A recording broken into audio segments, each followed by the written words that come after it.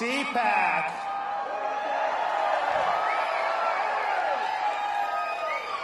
Let me welcome you to the freest state in these United States.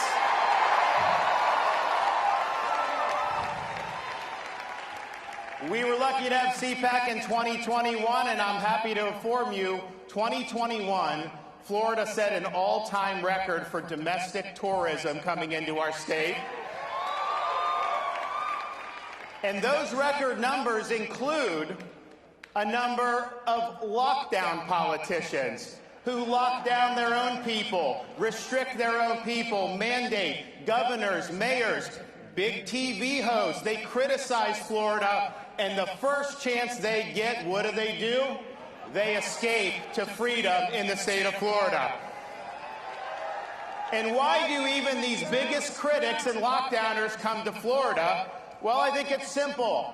From the very beginning, we refused to let this state descend into some type of Faucian dystopia where people's freedoms are curtailed and their livelihoods are destroyed. We protected people's rights. We protected people's jobs. We protected small businesses, and we made sure that every kid in the state of Florida had an opportunity to go to school in person 5 days a week.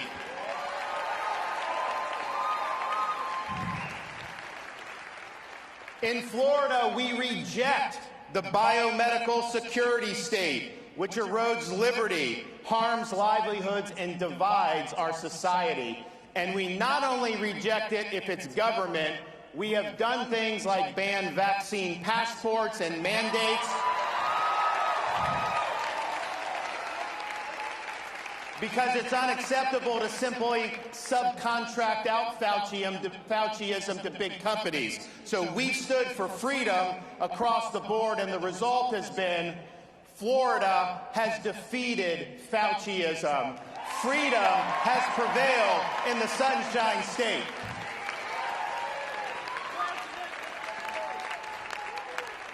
And Florida led when it counted. We led early on when the weight of the world was coming, bearing down on our shoulders.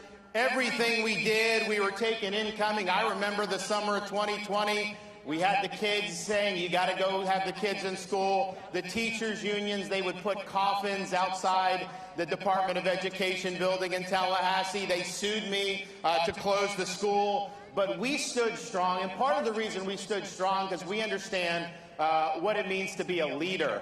Not just be a politician that twists in the wind, but be willing to make the tough decisions. I look back at President Eisenhower's farewell address. Many of you remember it because he warned about the military-industrial complex. That was smart. He was right. But if you read that speech, he also warned about the dangers of a rising scientific and technological elite. Government was funding more scientific research, and he said when that happens, there's a danger that public policy can be held captive by this scientific elite. And he said, the job of the statesman is not to subcontract out your policy to health bureaucrats or other type of bureaucrats. The job of the statesman is to lead, to take all the interests in society and make sure you're doing what's in the public good. So many governors over the last 2 years would simply defer to health bureaucrats because it was a safe thing to do politically. If things went bad, they can say, hey, the bureaucrats told me I had to do this. Yeah, you lost your job. Sorry, your business is done. The kids are locked out of school, but they're telling me I have to do this. That is not what we did in Florida. And we did it when it wasn't popular. We did it when we were taking fire. And we did it because my duty is to stand up and protect the freedoms and the jobs of the people I represent. And if that puts me in political jeopardy, then so be it. I will stand with them. I'm not going to try to protect my own hide.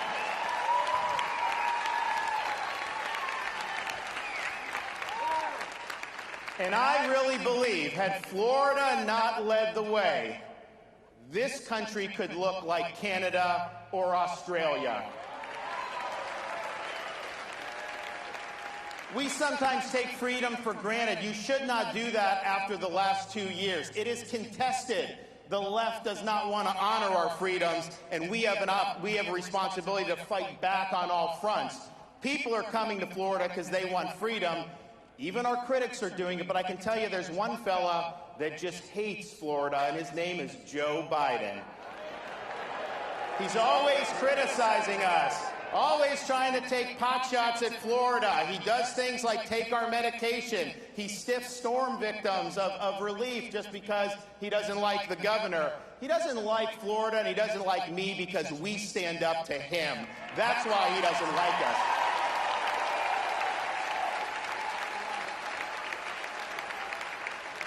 Last year, we called a special session to protect every Florida job from Biden's vax mandates, and we succeeded. We've sent people to the Texas border and are suing Biden over his catch and release policy because he is not following the Constitution by letting our borders be overrun. We stand up against the weak on crime policies that is ravaging cities all across the country and what he supports, and we are standing against his reckless fiscal policies where they've printed trillions of dollars, and now we have rampant Biden-inflation. The inflation is because of his policies, and we're not going to let anyone forget that. So all told, he's had the worst first year of any president since the 1800s. And as Biden flounders, Florida is leading on issue after issue. We have the largest budget surplus and the lowest per capita tax burden in the entire United States, and no income tax, and we won't have that as long as I'm governor.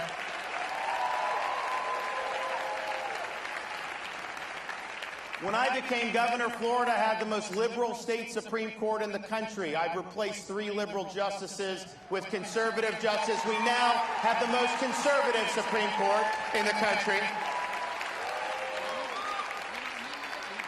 Since I became governor, we've banned sanctuary cities in the state of Florida. And we are in the process of getting money from the legislature so that if Biden is dumping illegal aliens into Florida from the southern border, I'm rerouting them to Delaware.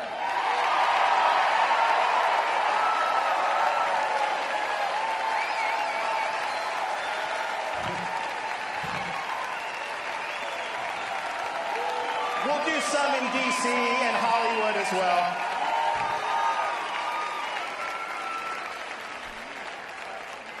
Florida leads the nation in school choice, and we have liberated hundreds of thousands of young kids who are living in poverty to get an education and make the most of life's opportunities. We in Florida were one of the first states to stand up and protect women's athletics. We're not going to let our young girls and our women athletes have opportunities denied for them because of ideology and political correctness.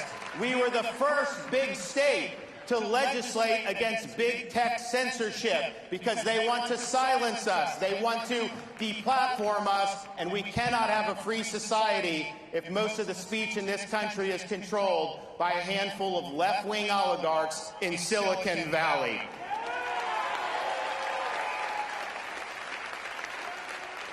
We are a law and order state in the state of Florida. We reject weak on crime policies. We reject Soros-funded prosecutors. And we have said, after the 2020 summer riots, we called up the National Guard here immediately. We had law enforcement. We said we are not letting Florida cities burn down, and we didn't.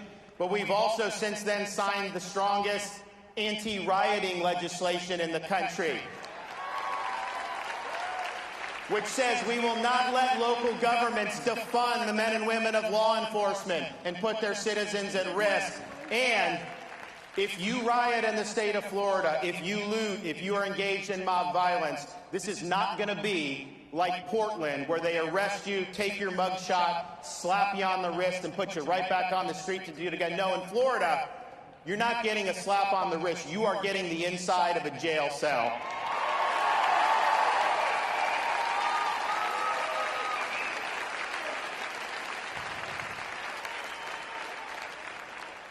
Because we will not spend taxpayer money to teach our kids to hate our country or to hate each other, we have banned CRT in K-12 education.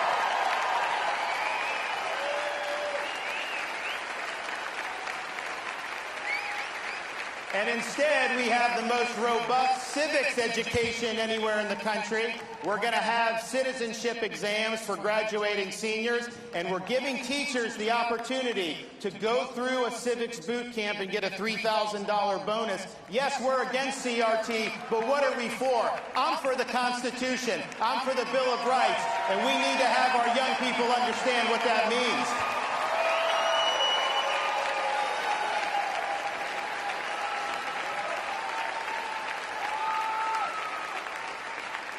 Because the rule of law is paramount, Florida has done more than any other state in the country to ensure the integrity of our elections. One of the first things I did when I became governor back in 2019, when people weren't talking about election integrity, was accept the resignation of the Broward County Supervisor of Election and remove the supervisor from Palm Beach County. We didn't change the rules when COVID came. We followed the law. We counted 99% of the ballots by midnight on election night. It was transparent. It was fair. We did a good job. But we also understood there were a lot of shenanigans in other parts of the country. So last year, I signed legislation banning ballot harvesting in the state of Florida, banning mass mail balloting, unsolicited mail ballots in the state of Florida, and maybe most important, we have banned Zuckerbucks in the state of Florida. We're not going to let a tech titan commandeer the machinery of our elections by pouring hundreds of millions of dollars in for partisan purposes. That will not happen in the state of Florida, and we are doing even more this year. Now, people are coming to Florida, yes, to visit, but also just picking up and moving. We have led the nation in net in-migration since COVID started. But I can tell you, this is not just because we have lower taxes, because we've always had lower taxes. These are people who are fleeing leftist governments in this country and even around the world. People will sometimes ask me, Governor, all these people are moving here from blue states. Are they just going to vote the same way and make our state a blue state basket case like the states they came from? Well, when I got elected governor in 2018, there were almost 300,000 more registered Democrats in the state of Florida than Republicans. And Florida has never had more registered Republicans and Democrats in our history of our state. Today, standing here in February of 2022, there are 82,000 more Republicans registered in the state of Florida than Democrats.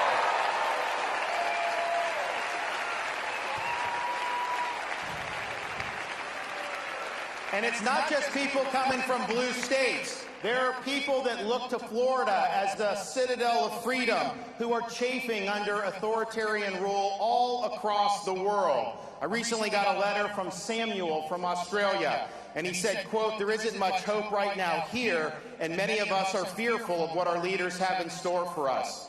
I look to you and your great state of Florida for hope during this dark time. Thank you for standing up for us." And we have done that. Canadians are writing in, Australia, Europe, you name it. And I think they understand what the stakes are, and they look to us of what protecting freedoms a lot means. And I think about what the left's trying to do. I got into politics about 10 years ago. I ran for Congress. I had never been involved. And my mission was largely to stop Barack Obama, who was president at the time. I even wrote a book, which was read by about a dozen people, that talked about some of the problems, how it was not consistent with the values that the country was founded on. And I stand by that. Those were good fights, important fights.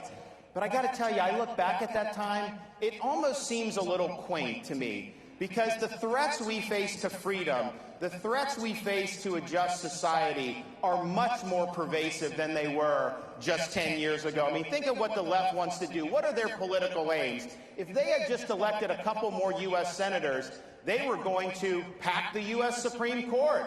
They were going to make D.C. a state so they'd have 2 radical left-wing Democrat senators for life. They were going to abolish the Electoral College so California could elect the president, and they wanted to federalize fraudulent ballot practices.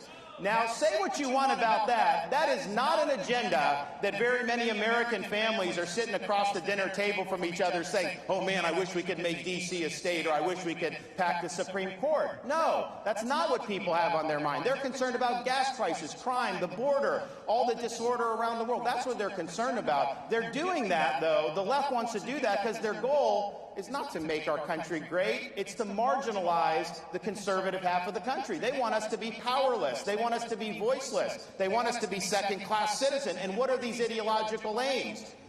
The woke is the new religion of the left.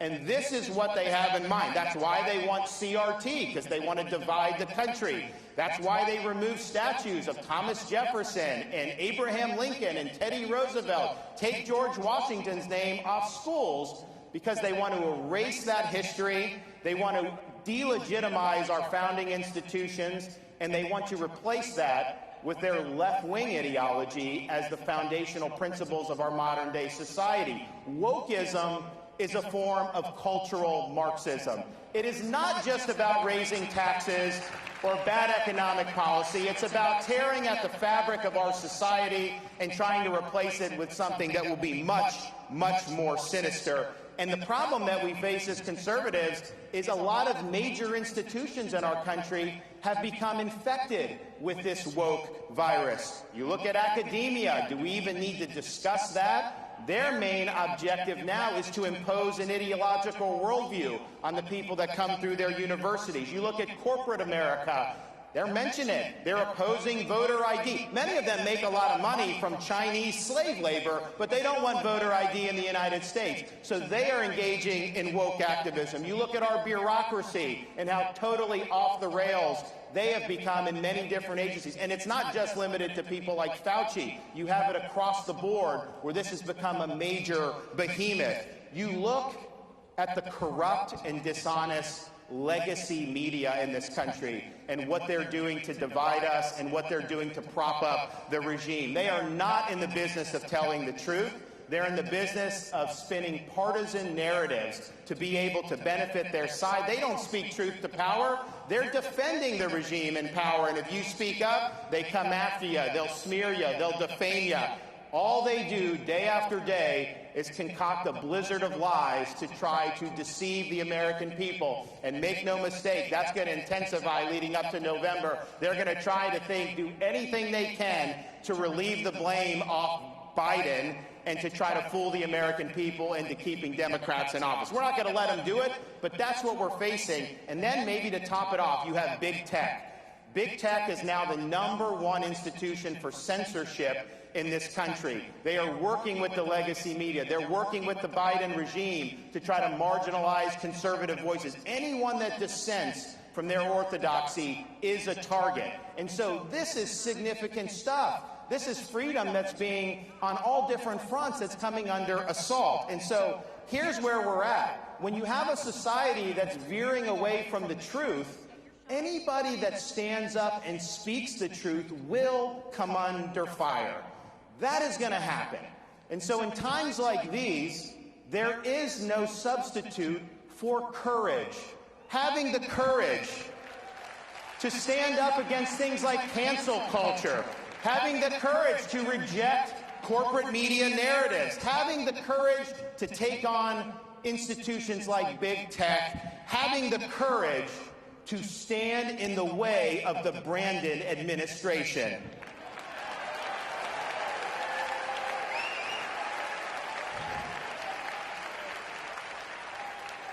So we have an opportunity to make 2022 the year that America fought back. We're going to lead the charge here in Florida, but we need people all over the country to be willing to put on that full armor of God, to stand firm against the left schemes. You'll be met with flaming arrows, but the shield of faith will stop them. You will emerge victorious. And so I can tell you this, in Florida, we will be standing our ground. We'll be holding that line. We are not going to back down. We've accomplished more in this state than anyone thought possible, but I can tell you this, we have only begun to fight. Thank you all. God bless you. Appreciate you.